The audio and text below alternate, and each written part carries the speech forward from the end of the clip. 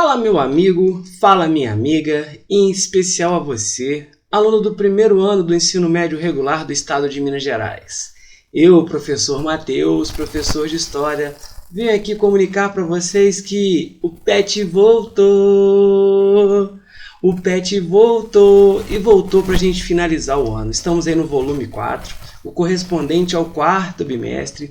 Então a gente vai junto com vocês finalizar. A galera que acompanhou a gente no Escola Online ao longo do ano, estamos aqui no nosso último módulo, ou seja, o último bimestre, para que a gente possa fechar com chave de ouro um ano complicado, onde as coisas parecem estar caminhando para o seu devido lugar. Claro, você que está se cuidando, você que está se mantendo ainda bem preservado, cuide-se. Por quê? Porque teremos um 2022 diferente. Claro que devo estar falando com muitos de vocês que já estão vacinados. Então o caminho é esse, meu povo. Encontrarmos novamente a felicidade, reencontrarmos a todos. Mas enquanto isso, nós do Escola Online estamos aqui com vocês para que a gente finalize com chave de ouro essa proposta feita pela Secretaria de Educação do Estado de Minas Gerais. E a temática de hoje, galera, é uma temática que vai nos acompanhar. Ela fala sobre as crises do sistema colonial.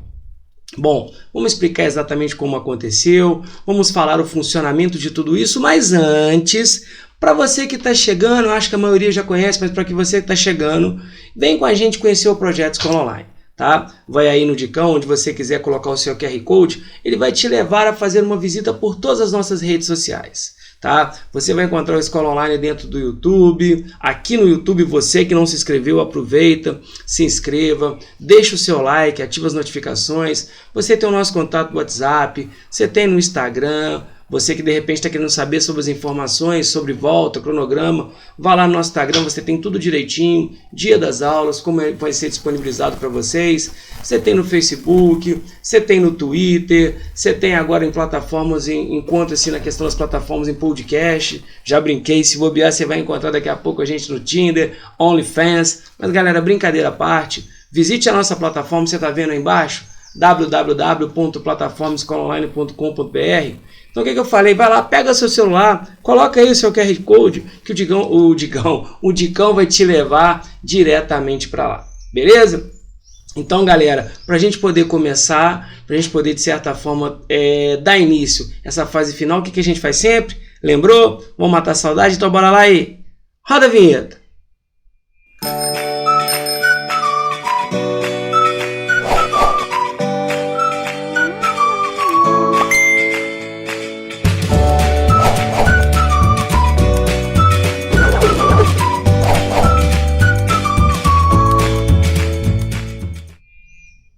Bacana, né? Vamos começar a trabalhar. Beleza, galera? Então vamos lá, gente. Crises do sistema colonial. Vamos fazer uma apresentação rápida e entender o que está acontecendo.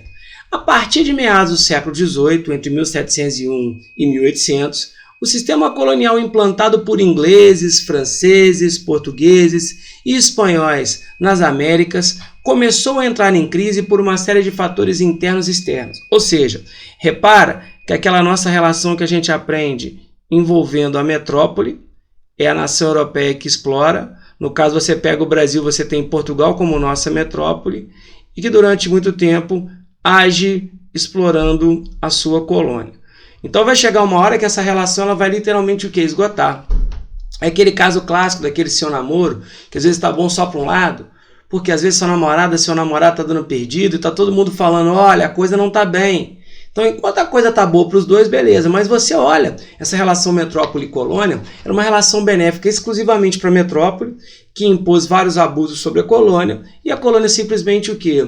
Ela tinha que aceitar. Tanto é que a América quase toda ela foi uma colônia de exploração. Show de bola? Então, olha só, Portugal e Espanha, que são as principais potências europeias a dominar boa parte da América, impunham o monopólio comercial. Alguns vão chamar isso aqui, galera, do princípio, para você que já estudou mercantilismo, o princípio do pacto colonial.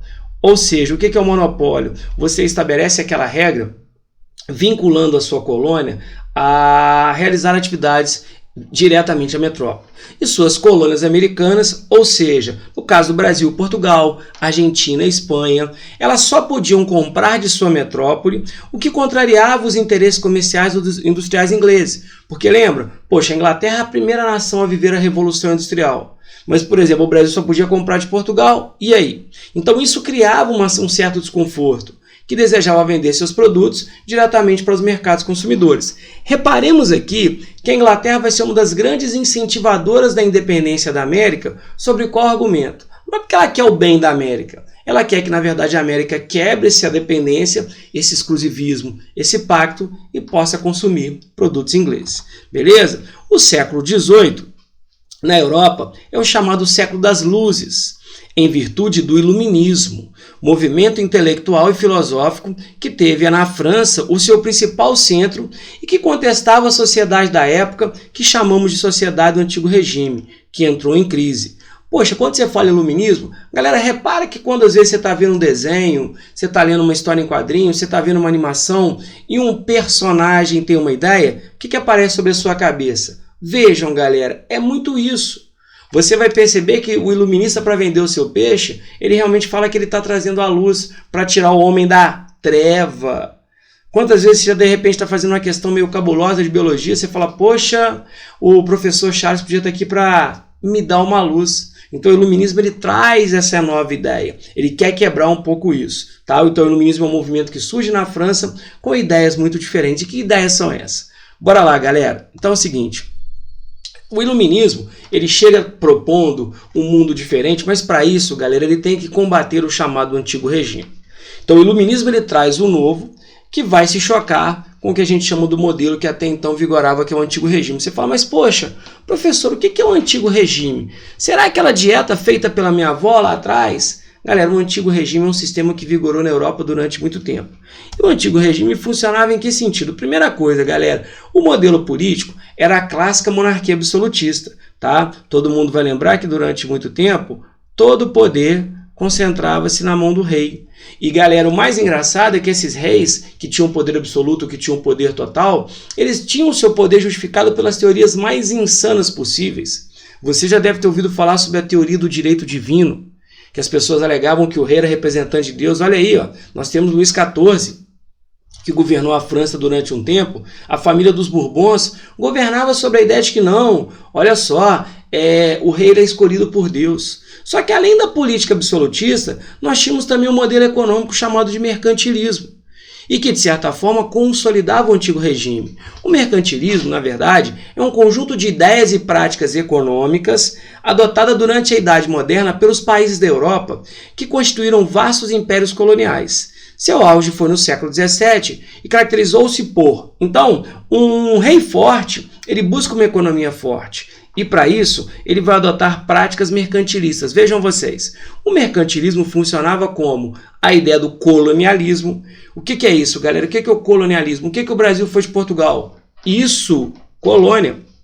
Então, o colonialismo é a ideia de você formar vastos impérios coloniais, como Portugal fizera aqui na América, como a Espanha fez em outros continentes. As terras conquistadas, ou seja, as colônias, deveriam ser áreas fornecedoras de matérias-primas, madeira, metal, diamante, esmeralda, produtos agrícolas, como açúcar e algodão, por exemplo, para suas metrópoles, é quem domina, é quem coloniza, e deveriam comprar delas produtos industrializados. Lembra a ideia do pacto ou exclusivismo colonial? Então, uma das características do mercantilismo é o colonialismo, como eu também tive o metalismo. O próprio nome já diz o que é o metalismo. Durante a Idade Média, durante o feudalismo, como é que eu media a riqueza de um senhor feudal? Por terra. Só que agora, galera, estabeleça o padrão de metal. O que é isso? Quanto mais ouro e prata um país conseguir, mais rico ele será.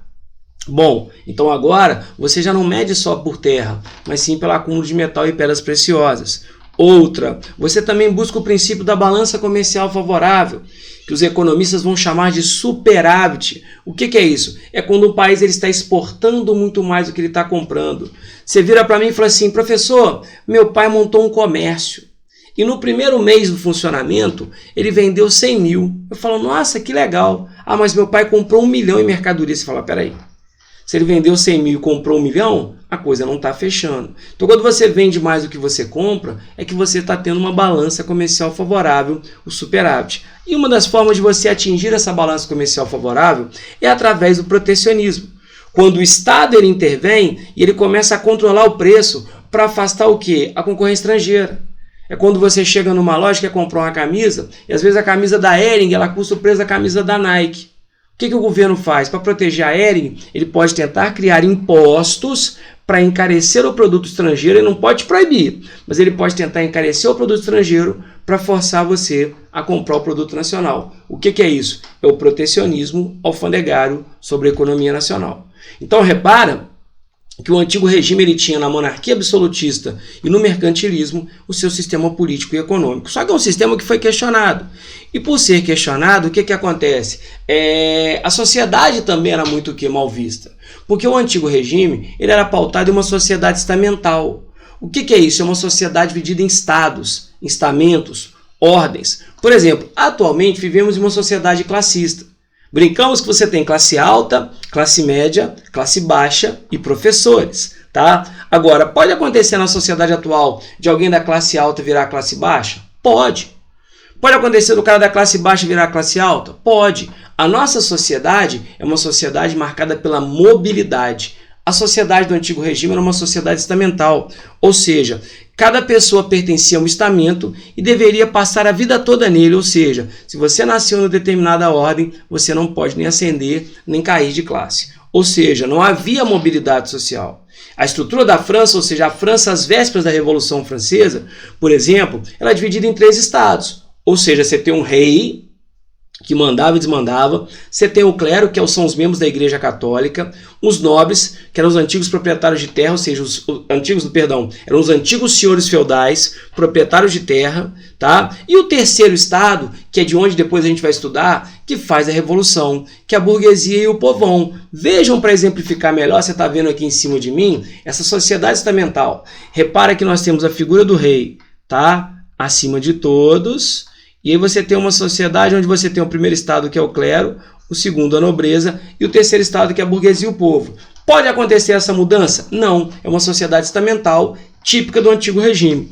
Como também a gente vai entender que dentro dessa sociedade começaram a gerar críticas. Olha só, o filósofo inglês John Locke, um dos precursores do iluminismo, tá, criticava o absolutismo e defendia a liberdade individual e a tolerância religiosa e a propriedade privada. Leia um trecho de um texto de sua autoria, olha o que ele fala. É evidente que a monarquia absoluta, que alguns consideram o único governo do mundo, é de fato incompatível com a sociedade civil, não podendo, por isso, ser uma forma de governo.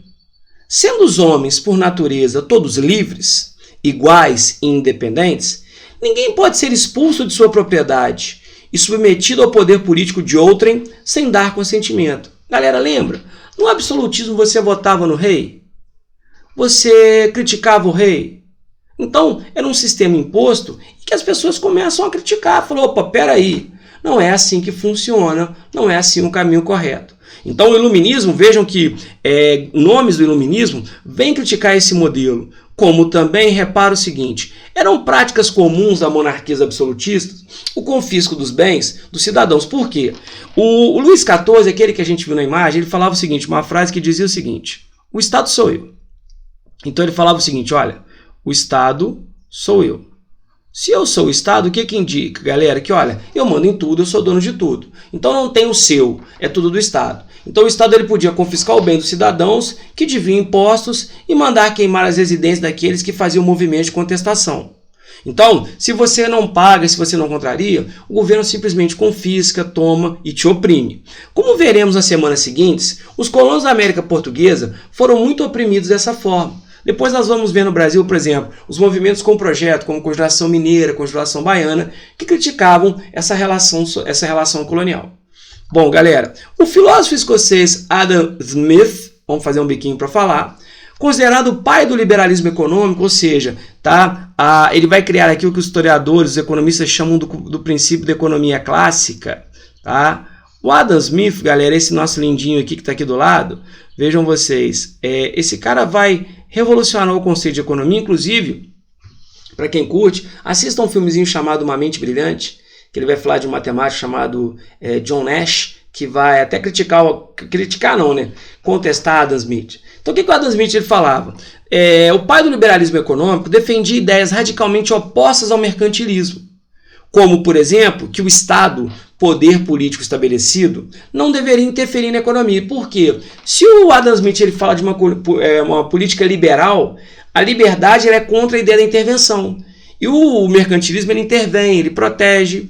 Quem produz deveria ter liberdade para definir o que produzir e a que preço vender. Do mesmo modo, os comerciantes deveriam ter sua liberdade para negociar o que quiserem e para definir os preços de suas mercadorias. Assim, a economia deveria ser regulada pela lei da oferta e da procura, ou seja, o mercado, as necessidades dos consumidores é que devem ser determinantes para que os industriais definissem o que produzir e os comerciantes o que comercializar. É aquela ideia de que a economia é gerida pela mão invisível. O que determina a economia segundo a proposta do Adam Smith e que mais tarde acaba sendo o quê? Revista pelos neoliberais. Tá? Inclusive o Paulo Guedes, é o nosso ministro envolvido em offshores, ele realmente é um defensor da ideia do neoliberalismo. Mas então entendam que é o seguinte, para eles, o Estado não deve intervir, a ideia do Estado mínimo. Show? O Adam Smith ele fala dessa ideia.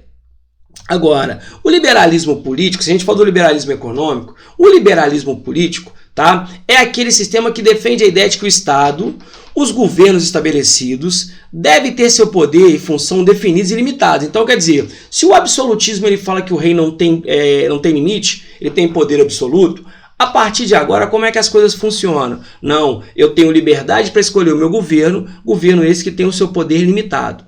Então, e essa limitação vem através de leis, que são normas gerais e a lei suprema de um país, que é a Constituição. Além disso, o Estado deveria respeitar os direitos fundamentais. Quais são os direitos fundamentais e irrevogáveis de todo ser humano? Direito à vida, à liberdade e à propriedade. Essas ideias, então, foram defendidas principalmente pelo John Locke, que é o pai do liberalismo político, além de iluministas como Montesquieu, Rousseau, Voltaire. Vejam que nós temos aqui a figura do Locke, um dos caras que realmente criticavam muito esse modelo absolutista. As ideias do Locke ajudam muito a gente a entender a formação da monarquia parlamentar. Tem também o nosso querido Charles de Montesquieu, o famoso criador, não sei se vocês vão lembrar dele, galera, o famoso criador da teoria dos três poderes, tá? Onde você começa a defender a ideia do poder executivo, legislativo e judiciário. Temos também aqui Jean-Jacques Rousseau, o grande autor do contrato social, quando ele critica que a ideia de que não é o povo que faz tudo pelo governo, e sim o governo que faz tudo pelo povo. Tá? Nós temos aqui, galera, a figura de Jean-Jacques Rousseau, o mais popular dos burgueses, tá? E o nosso querido Voltaire, aquele que deixa muito claro que posso não concordar com uma palavra que você diz, mas defendo até a morte o direito de você dizê-lo. Então esses caras trouxeram uma nova ideia de mundo, tá? Então repara, galera, a elite de homens cultos e ricos das 13 colônias inglesas, ou seja, que vão dar origem aos Estados Unidos, conhecia as ideias iluministas e sentia-se massacrado pelo absolutismo e por suas práticas mercantis, assim como a elite da América Espanhola e da América Portuguesa.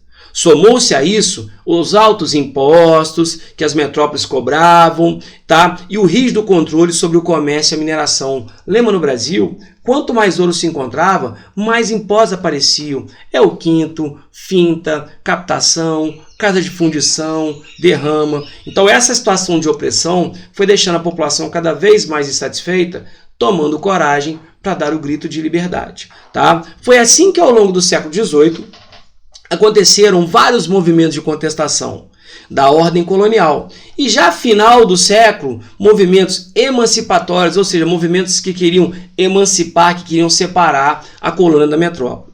A Revolução Francesa, todo mundo que já fez o biquinho para dizer liberté, igualité, fraternité, Mbappé, Kanté, Messi, Neymar, tá tudo agora na França, né? Acabou com o antigo regime, mudando completamente a estrutura das nações europeias e refletindo nas colônias da América. Então repara que nós fizemos um apanhado, inclusive depois eu vou deixar a descrição de um videozinho meu sobre a questão do iluminismo, para quem quiser se aprofundar. Mas bora lá ver o que a gente tem que trabalhar, galera. Com base na leitura do texto do item apresentação, explique, dentro do que a gente falou aqui agora. No século XVIII, ou seja, no auge do iluminismo, a crise do sistema colonial é parte da crise do antigo regime. Quais são as 3 características do antigo regime?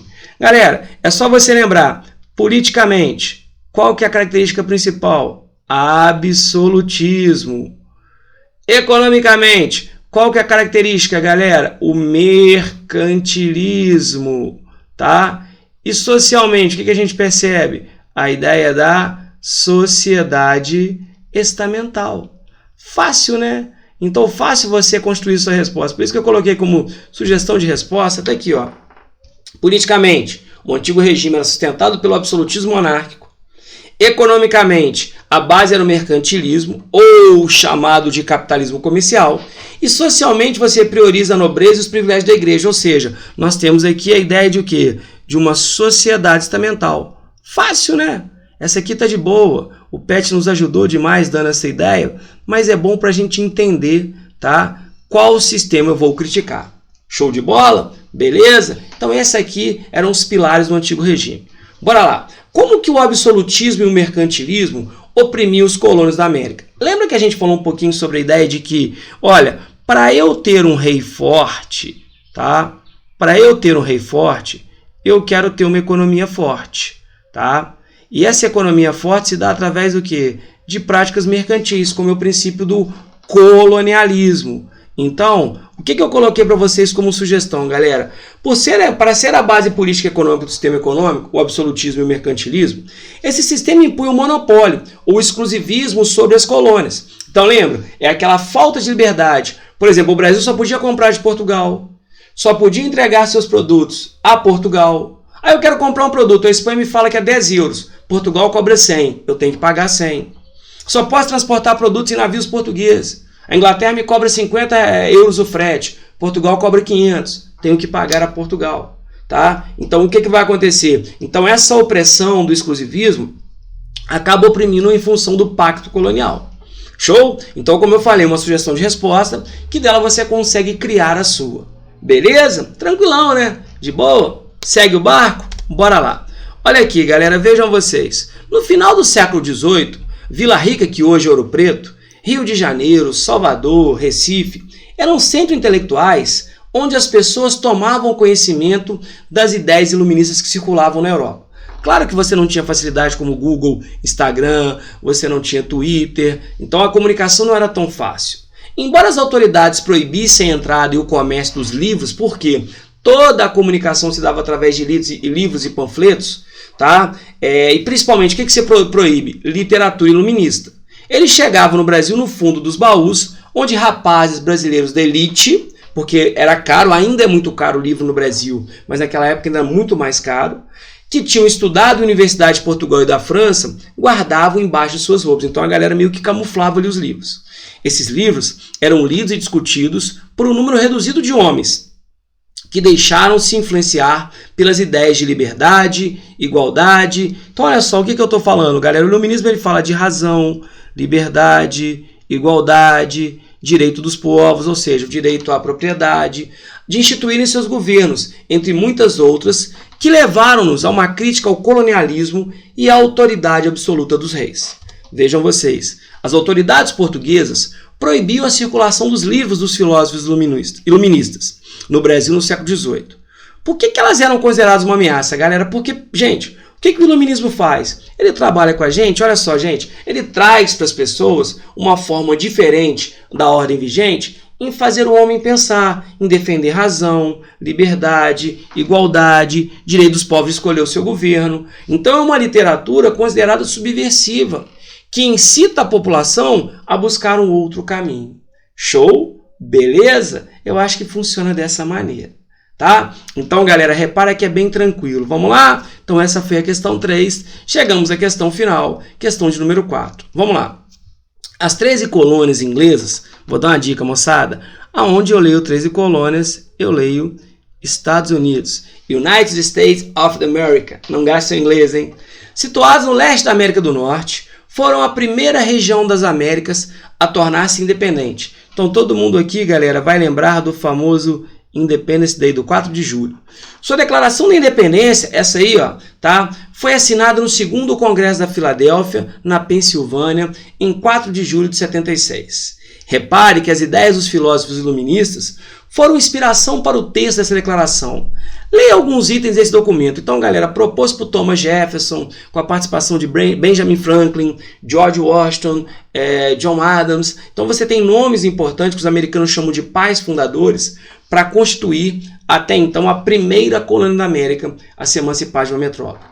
Todos os homens nascem livres e iguais. Então, olha só, o que eu estou falando aqui? Liberdade e igualdade. E são dotados pelo Criador de certos direitos inalienáveis, entre eles a vida, a liberdade e a busca pela felicidade. Os governos são estabelecidos pelos homens para garantir esses direitos e seu justo poder emana do consentimento do governado, não é dos governados, ou seja, não é uma coisa imposta, deve ser a ideia da soberania, o poder emana do povo. Se um governo não reconhece os objetivos, o povo tem direito de modificá-lo ou aboli-lo e de estabelecer um novo governo fundamentando-o nos princípios e sobre a forma que lhe pareça mais própria, para garantir a segurança e a felicidade, ou seja, ou se o governo não respeita, ele pode ser tirado. Esse é o sonho, essa é a proposta clássica de soberania. Quando uma longa série de abusos e usurpações, ou seja, os impostos, a violência, marca a intenção de submeter os homens a um despotismo absurdo, é de seu direito e dever rejeitar tal governo, ou seja, você não tem que aceitar um governo que só te cobra, que não te oferece nada em troca. Então nós temos aqui, galera, parte desse documento que o americano considera pilar fundamental para a sua história. Show de bola? Então vamos lá, galera. O último item citado, no documento fala de uma longa série de abusos e usurpações. Dê exemplo desses abusos praticados pelas metrópoles europeias sobre os seus colônios. Galera, preciso falar de impostos abusivos, violência. Preciso falar do que? Da repressão. Galera, o que acontece com o Filipe dos Santos, que é um cara que vai questionar as caras de fundição, ele foi esquartejado, braço amarrado num cavalo, braço em outro cavalo, perna num cavalo, perna em outro cavalo, ele foi esquartejado vivo. Olha o que fizeram com Tiradentes. Olha o que os americanos fizeram, olha só, eu coloquei como sugestão de resposta, vejam, a opressão causada pelo pacto exclusivismo colonial, a violência com que a metrópole tratava as rebeliões coloniais, a falta de liberdade de expressão, a cobrança abusiva de impostos. Galera, quem não se lembra desse episódio? A famosa festa do chá de Boston, The Tea Boston Party, acontece aqui o motim de Boston. Motim de Boston, cuidado para não confundir. Foi quando os colonos então resolveram o quê? Fantasiar de índio, invadirem navios ingleses, pegarem a carga. Jogadores de Assassin's Creed entenderão, tá? Pegam realmente o que? Jogam a carga no mar como forma de protesto. Uma data histórica para os americanos quando você faz o quê? Faz para contrariar a lei do chá. Então esses abusos cometidos mostram que a população o quê? Não tem que aceitar. Então a Declaração da Independência estimula isso. Galera, diante disso, falamos pra caramba, agradeço mais uma vez a participação de vocês. Estamos aí apresentando um projeto, estamos há pouco mais de 30 dias do Enem. Se você conhece alguém, convide a fazer parte do nosso projeto Eu Não Erro Mais. E você que está com a gente, fique que logo logo teremos a semana 2. Grande beijo, até o próximo encontro. Tchau, tchau. Fui!